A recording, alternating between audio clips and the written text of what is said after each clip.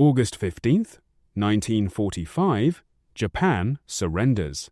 World War II is over. Soldiers on both sides lay down their weapons. Prisoners are released. The world, exhausted and broken, begins to rebuild.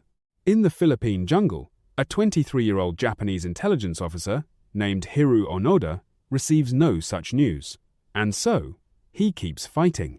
Hiroo Onoda had been sent to the island of Lubang in the Philippines in 1944 with a single order from his commanding officer: never surrender. He took that order seriously. When his unit was scattered by Allied forces in 1945, Onoda retreated into the jungle with a small group of holdouts. They had their rifles, their training, and an unshakable belief that the war was still being fought. Then the leaflets came. Allied aircraft dropped them over the jungle. Printed announcements: Japan had surrendered.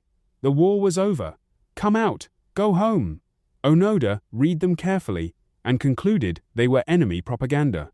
Over the following years, more leaflets fell from the sky.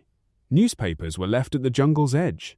Photographs, letters from family members begging him to come home. Onoda examined each one and reached the same conclusion every time: forgeries. Tricks, psychological warfare.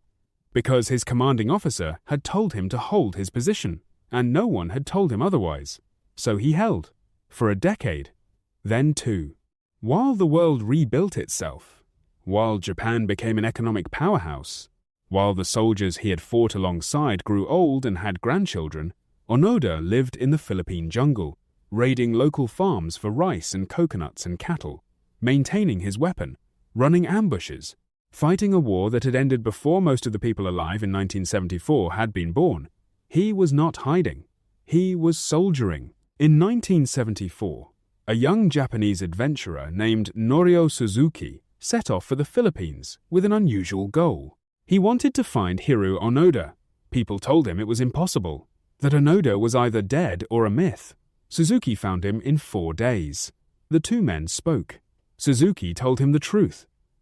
The war had been over for nearly 3 decades. Japan was at peace.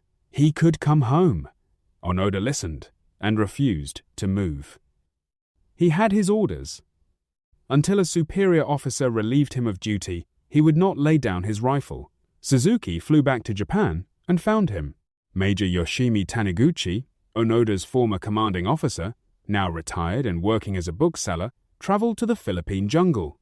He stood before Onoda in the green light of the trees, and he read the order aloud: cease all combat activity. The mission is over. Hiroo Onoda came to attention. He removed his rifle from his shoulder, and for the first time in 29 years, he put it down. He was 52 years old. He had spent his entire adult life in that jungle, loyal to an order, loyal to a country, loyal to a reality that had dissolved before he was 25. When he emerged, the Philippine government pardoned him for his wartime activities. Japan received him as a hero. Onoda never apologized for what he did. I fought the war the only way I knew how, he said. He wasn't wrong. Hiroo Onoda, 1922 to 2014. He finally came home.